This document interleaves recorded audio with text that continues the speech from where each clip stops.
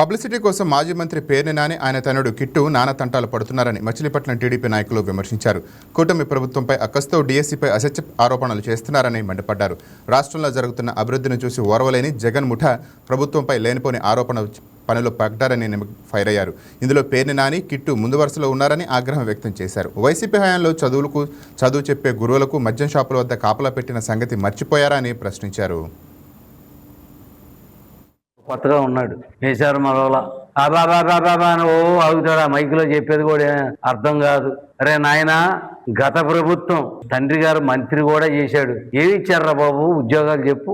5 ఏళ్లు విద్యార్థుల్ని నిరుద్యోగులు మోసం చేసి ఒక డిఎస్పీ ప్రకటించాల. ఉపాధ్యాయులకి ఏమైనా విలువ ఇచ్చారా మీరు? ఉపాధ్యాయులను ఎక్కడ కూర్చోబెట్టారు మీరు?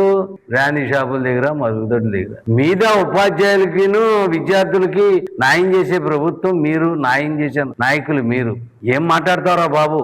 నారా చంద్రబాబు నాయుడు గారు కూటమి ప్రభుత్వం నాయకత్వంలో నారా లోకేష్ విద్యాశాఖ మంత్రిగా ఉండి ఇచ్చిన మాట ప్రకారం 16,000 పైచిలుక డిఎస్సి పోస్టులు ఇచ్చారే, అవి కూడా రిజర్వేషన్ వారిగా ఇచ్చారే. నీకు కళ్ళు కనపడతలా మూసిపోయినాయి. ఏదేదో మాట్లాడతావు, అర్థం లేని మాటలు మాట్లాడుతున్నావు. నారా లోకేష్ గారిని కానీ, నారా చంద్రబాబు నాయుడు గారు, పవన్ కళ్యాణ్ గారు మాట్లాడే అర్హత, కూటమి ప్రభుత్వం మాట్లాడే అర్హత నీకు లేదు, నీ తండ్రికి లేదు, నీకు లేదు, గత ప్రభుత్వానికి లేదు. చెప్పిన మాట ప్రకారం 10th క్లాస్ పేపర్ లీక్ అయిందని చెప్పావే, నేను ఈనాడులో రాశా. చదువుకున్నావా నువ్వు? చదువుకుంటే ఆ పేపర్ చూసి నీకు అర్థమయ్యేది. అసలు పేపర్ లీక్ ఎట్ట అవుతురా బాబు? పేపర్ లీక్ చేసే బతుకు మీది, అన్యాయం చేసే బతుకు మీది, ప్రజా సొమ్ము దోచే ప్రభుత్వం మీది. కూటమి ప్రభుత్వాలు ఎక్కడా కూడా ఎవరికి అన్యాయాలు జరగవు. ఒకటి గుర్తుంచుకో. ఏం చేసింది నీ ప్రభుత్వం?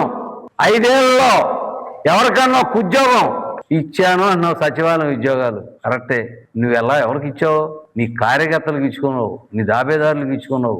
తెలుగుదేశం పార్టీ పాదర్శంగా కూటమి ప్రభుత్వం ఎంత తప్ప అన్యాయంగా వెళ్దావు. ఎక్కడ రుజువు చేయి. నారా లోకేష్ గారు పోస్టులు అమ్మారన్న రుజువు చేయి. నీకు దమ్ము సత్తా ఉంటే. ఒక మీడియా పట్టుకుని వాగటం కాదు, మీడియా ముందు మైక్ ఉంటే చాలు వాగేద్దామని కాదు. నారా లోకేష్ గారు మాట్లాడే ప్రతి మాట ప్రజలకి, ప్రభుత్వానికి, విద్యార్థులకు కూడా, నిరుద్యోగులకి ఒక మంచి బాట.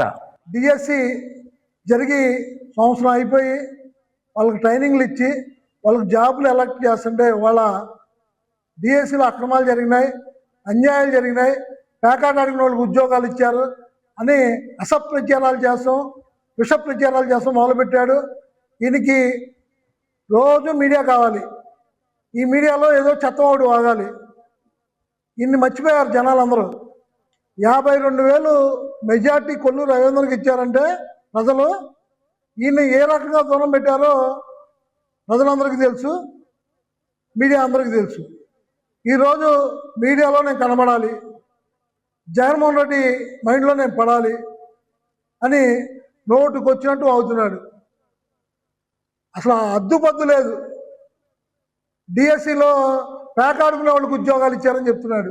రుజువు చేయి.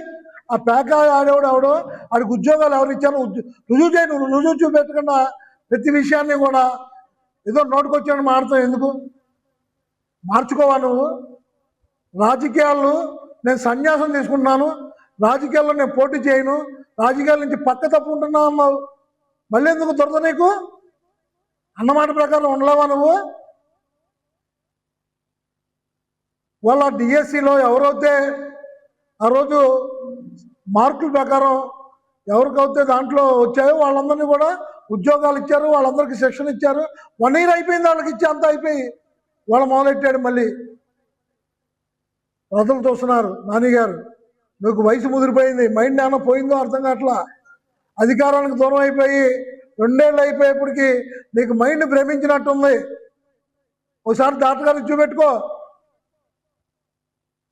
లోకేష్ గారి మీద, పవన్ కళ్యాణ్ గారి మీద, చంద్రబాబు నాయుడు మీద రోజు విష ప్రచారాలే.